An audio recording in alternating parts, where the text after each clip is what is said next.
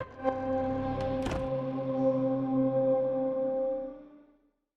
Davion Gooden. I'm the creative director at Studios of Year, one-man team making She Dreams Elsewhere. So talk about what this game's all about. It's a very unique turn-based RPG game. Yeah, so it's a surreal adventure RPG. Basically, you're playing as Thalia and you're in a coma. And you got to figure out like how did you get out in the coma, find a way to wake up, confront like your own like inner nightmares, and it's just like a horrible, trippy like exploration to the mind.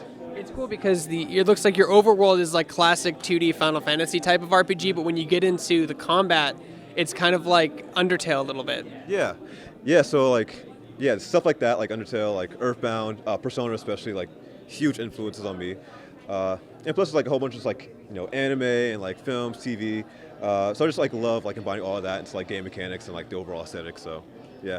You have a really cool color palette in your game. Talk a little about how that came to be. A lot of blacks and whites, a lot of reds, blues. Yeah. So when I first started this project, it was like all in like this colorful, like more cartoony, like Earthbound style. Pressed the wrong button in Photoshop one day and turned everything black and white. And I was like, you know what? That's wrong, but we'll go with it. We'll do it live. So just kept developing that like throughout the entire course of development, kind of like tying it into the whole like psychedelic, like dreamlike environment. And then for the blue and purple, like I just love contrast, and blue is also my favorite color of all time. So it also has like a little deeper meaning in the story, which I won't get into, but you'll find out. Yeah. So this world takes place with you inside someone's mind in a coma, basically. Yeah. Do you ever go outside of that world, or this entire game take place inside the mind? Well, I don't know, man. You might just have to play the game to find out. So talk about like what are some of the challenges with being a one-man team? Obviously, you said you freelance like music and art, but like everything else is you. What are some of the challenges? Like it's great that you have that much creative control, but it's got to be hard. Oh yeah, like honestly, the biggest thing is just kind of like just keeping that whole like momentum going up. Like it's easy to just kind of like get like deep inside your head and you're just like, oh man, like this game is ass. Like I can't look at it anymore. I don't want to play it. I don't want to do. No, stop. But yeah, you come to like an event like this and you're just like you remember why you started making the game in the first place. So yeah, definitely like just keeping the momentum and like inspiration all up throughout the development. And also getting sleep. I don't do that. Kids, get sleep, please.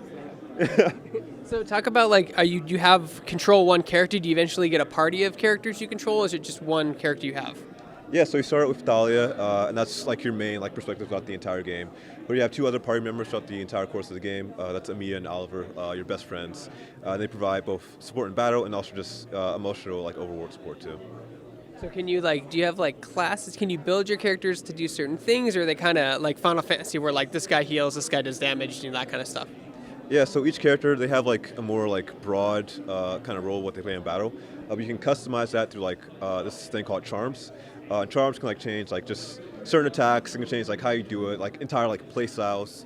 So just stuff like that, just ways for players to just kind of like be able to express themselves. I think people don't realize is that in turn-based RPGs, especially in boss design, it becomes more of like puzzle design than really combat design. Yeah, I love designing like bosses like more as both puzzles and stories. So like in most RPGs, like bosses are like immune to like status effects, like stuff like that. Here, like every single enemy, no matter how big or how small, are like immune. Like they can be debuffed, have like every single status element applied to it, and designing around that, and plus with the like weakness system too, where if you hit an enemy's weakness like once or twice, that'll like stun them. If you stun all enemies for a turn, like you can perform like this like, huge like link attack. So just designing around those movements are just like I love it. Turn order is also a big thing. I saw a turn order countdown in your combat zone. That's a big thing you have to design too. Oh yeah, just like keeping it like strategic, like just giving players as much info as they can use to like just like strategize like that. You also have like just like status icons for like what an enemy is weak to. So like there's no like memorization. It's just kind of like okay, here's all the info, go. So when does your game come out, and what platforms will it be on?